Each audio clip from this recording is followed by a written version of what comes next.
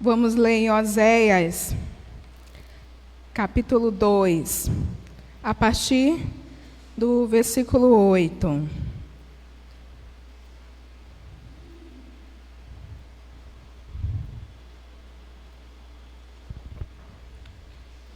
Essa semana, para mim, foi uma semana muito impactante. Eu estava muito alegre, esperando chegar o final de semana, mas um dia antes da festa, parece que Satanás ele tenta matar um crente que está alegre. Ele tenta frustrar um crente que está alegre com o Senhor, que se disponibiliza para o Senhor. E eu passei um deserto muito grande um dia antes da festa. E essa palavra já tinha falado comigo, e a Micaele até falou dela ontem, Eu vou dar só continuidade, porque a palavra de Deus ela é ampla, Então o Senhor fala de várias maneiras através da sua palavra. Quando Joane mandou ler Oséias falou muito comigo, muito mesmo. Vamos ler Oséias capítulo 2, a partir do versículo 8. Ele não recebeu que fui eu quem lhe deu o trigo. Ele não reconheceu que foi eu quem lhe deu o trigo, o vinho, o azeite, quem o cobriu de ouro e de prata, que depois usaram para Baal. Por isso, levarei o meu trigo quando ele amadurecer, o meu vinho quando ficar pronto. Arrancarei a minha lã, o meu linho, que servia para cobrir a sua nudez. Vamos pular para o capítulo 14. Versículo 14. Vamos pular para o versículo 14. Portanto, agora vou atraí-la, vou levá-la para o deserto, falar-lhe com carinho. Ali devolverei a ela as suas vinhas e farei do vale de Acor uma porta de esperança. Ali ela responderá como nos dias de sua infância, como no dia em que saiu do Egito. Versículo 16, vamos continuar lendo. Naquele dia, declara o Senhor, você me chamará meu marido e não me chamará mais meu Senhor. Vamos pular para o versículo 21. Naquele dia eu responderei, declara o Senhor, responderei aos céus e eles responderão à terra. A terra responderá ao cereal e ao vinho e ao azeite, e eles responderão a Jezreel. Eu plantarei para mim mesmo na terra. Tratarei com amor o que eu chamei de não amada. Direi àquele chamado não meu povo, você é o meu povo. E ele dirá, você é o meu Deus. Amém? No contexto de Oséias, é uma quebra de aliança para aquele povo. O povo quebrou a aliança com o Senhor e se juntou às religiões cananeias. Então, eles deixaram o Senhor e foram fazer cultos. Alguns dizem que havia um espírito de prostituição. O próprio texto fala que havia um espírito de prostituição. Eles faziam cultos de prostituição. Eles adoravam Baal, levantaram altares ao Senhor. E eu achei muito interessante, o primeiro ponto que eu vi aqui foi como Deus e o seu amor, ele é soberano. Deus ele permanece fiel em meio a um povo que rejeitou ele, que foi infiel a ele, que o trocou por os balaíns, que o trocou por outras religiões, e Deus continua fiel. E é interessante que o Senhor fala aqui, tudo que eu dei para ele, o trigo que eu te dei, o azeite que eu te dei, a lã que eu te dei, eu vou tirar. Eu vou levar vocês para um deserto, e aquilo que eu te dei eu vou tirar. Eu comecei a trazer isso para mim. O primeiro ponto é que o pecado, ele faz isso conosco. Tudo aquilo que o Senhor nos deu, tudo aquilo que o Senhor construiu na nossa vida, com as nossas atitudes, com as nossas falhas, é tirado, é roubado, é arrancado. E aqui diz que é o próprio Deus, né? Aqui fala primeiro sobre o trigo. Eu vou ler. Quem lhe deu o trigo, o vinho e o azeite? O meu trigo, quando ele amadurecer, o meu vinho, quando ficar pronto, arrancarei dela minha lã e o meu linho, que servia para cobrir vocês. No versículo 9, né? O trigo, ele era o principal fonte de alimento, ou seja, o trigo, ele fazia muitos alimentos, pães, bolos, e entre outros. Ou seja, o trigo representa o alimento que Deus tinha dado para Israel, né? O sustento que Deus tinha dado para Israel seria arrancado, seria tirado. E logo após vai falar sobre o vinho. O vinho na Bíblia vai falar muito sobre a alegria, né? Havia muitas festas que Deus tinha reservado para o povo de Israel, né? E toda aquela alegria, todo aquele fogo, todo aquele zelo que vem do Senhor através do vinho também seria tirado. Não só o sustento, mas a alegria daquele povo seria arrancado, seria dissipado. E não somente pelo inimigo do Senhor, o próprio Deus ia tirar, o próprio Deus ia arrancar. E por fim, minha lã e o meu linho, que servia para cobrir toda a nudez de vocês. Ou seja, Deus, ele chamou Israel, Deus, ele preparou Israel, deu umas vestes novas, deu um terreno, preparou toda uma estrutura para Israel, deu vestes e linho, mas Israel rejeitou o Senhor. Então ele expôs toda a nudez de Israel, né? E isso acontece com a gente. O pecado, quando a gente se afasta do Senhor, quando a gente troca o Senhor, quando a gente não quer mais o Senhor, tudo aquilo que a gente conquistou, que foi através do Senhor na nossa vida, tudo aquilo que o Senhor fez por nós, será arrancado, será tirado, embora a gente não perceba, embora o pecado traga para a gente uma sensação de prazer, uma sensação de liberdade. Quando a gente cair em si, a gente vai perceber que a gente perdeu muita coisa, que a gente deixou o Senhor, que perdeu a alegria, que a gente já é vulnerável aos ataques, já é vulnerável a qualquer sentimento, qualquer pensamento. Isso acontece com a gente quando a gente rejeita o Senhor, quando o povo de Israel rejeitou Deus. Um outro ponto interessante, que é no capítulo 14, versículo 14. Portanto, agora vou atraí-la, vou levar para o deserto e far-la-ei com carinho. A primeira palavra que me chamou a atenção foi atraí-la, né?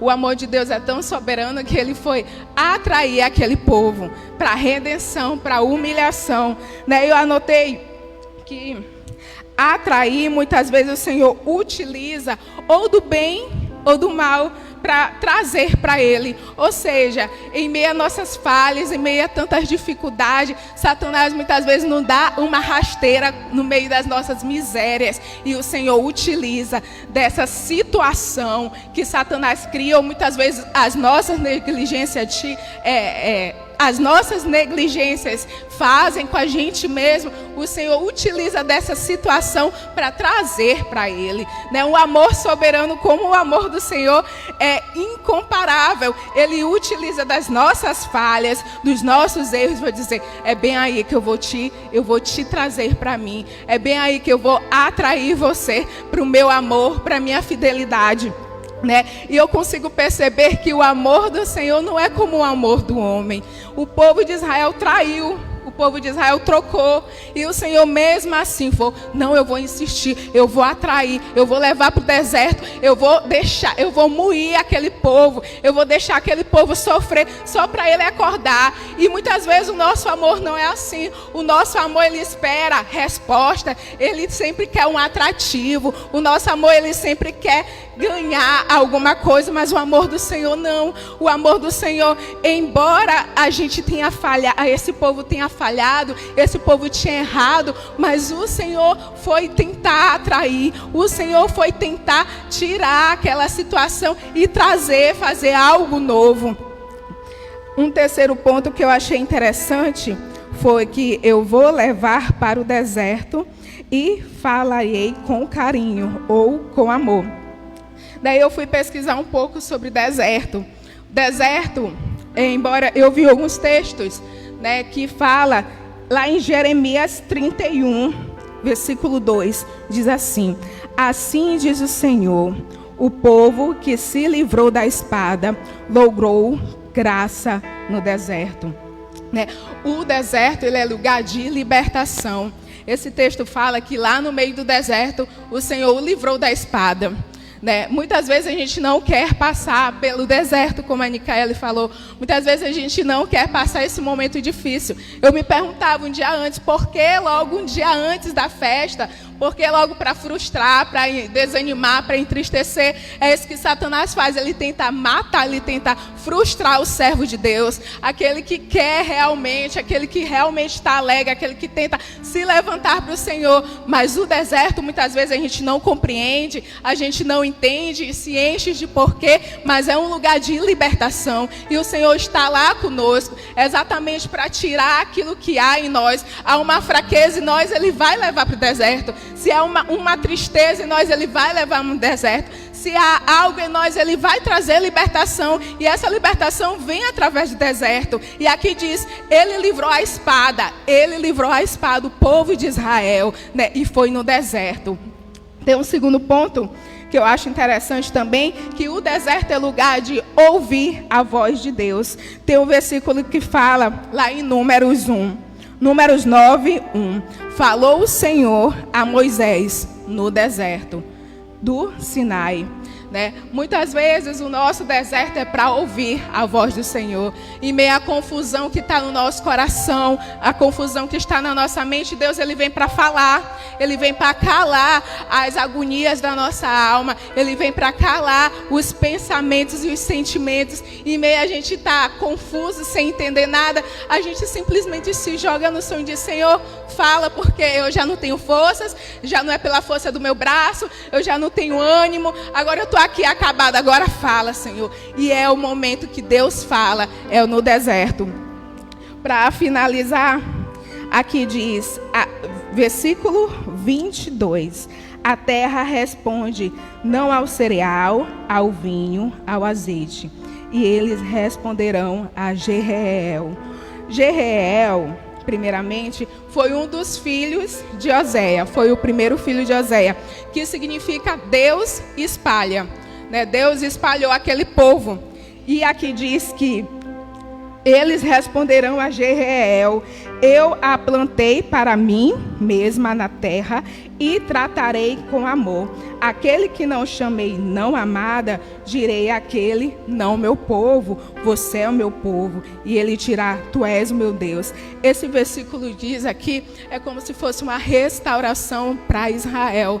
Né? Deus, ele dá ataca, diz que vai levar para o deserto, que tirou toda a proteção, que expôs a sua nudez, mas por fim, Deus vai falar, aquele que eu chamei de não meu povo, aquele que eu chamei de eu vou espalhar esse povo, aquele que eu disse, não quero mais esse povo, não é meu amado, não é minha querida, o Senhor, ele vai e diz de novo, não, aquele que eu chamei, eu vou restituir. Eu chamei de meu povo, eu chamei de não meu povo, mas agora é o meu povo sim. Aquele que eu chamei não é minha amada, agora é minha amada sim, porque eu escolhi, porque eu vou levar do deserto. E aquele que está no deserto e aquele que suportar o deserto vai ser o meu povo. Aquele que suportar o deserto vai ser minha amada. E o deserto então é para fazer a seleção. O povo de Deus foi levado para o deserto e Deus vai fazer a seleção de cada um de nós. Todos nós somos igreja, todos nós vamos passar por dificuldades,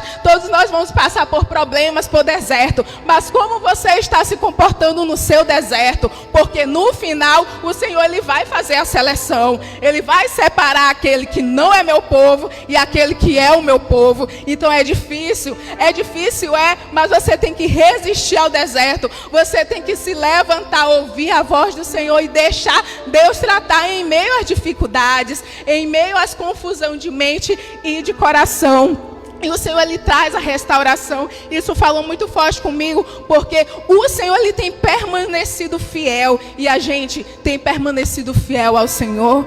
A fidelidade do Senhor, o amor do Senhor é exposto em Oséias, né? O Senhor, Ele vem, Ele castiga, mas Ele traz para si. Ele faz a ferida, mas Ele cura a ferida. Ele diz, não, não é o meu povo. Não, mas espera, eu vou tratar esse povo. Ele vai ser sim meu povo. Eu vou tratar esse povo duro de coração. Eu vou restituir. Mas é necessário a gente permanecer firme no Senhor em meio à dificuldade, em meio ao deserto. Porque o Senhor, Ele tem restituição para cada um de nós. Ele tem uma porção de alegria para cada um de nós. Ele tem um ministério para cada um de nós. Mas vai vir um momento da seleção. Vai vir um momento que o Senhor vai ter que separar, né? E todos nós vamos passar por dificuldade. Não é um que é melhor que o outro. Não é um que é mais usado que o outro. Mas uns permanecem, outros não permanecem. E como está sendo a nossa atitude diante do Senhor? O Senhor tem sido fiel a nós. O Senhor tem mostrado o seu amor em meio a tantas dificuldades, em meio a tantas falhas. O Senhor tem mostrado a sua fidelidade, o seu carinho.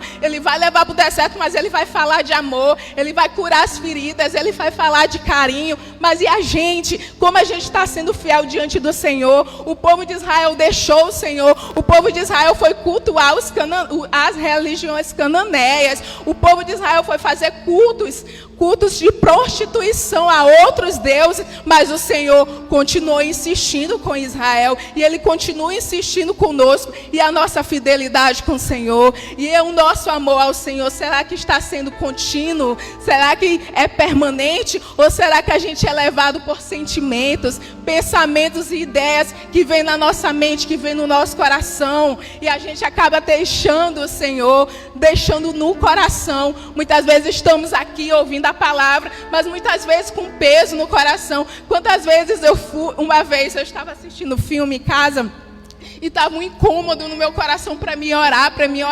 Aí eu desliguei o filme e fui orar. Mas quando eu fui orar, eu percebi que eu fui orar com peso no coração.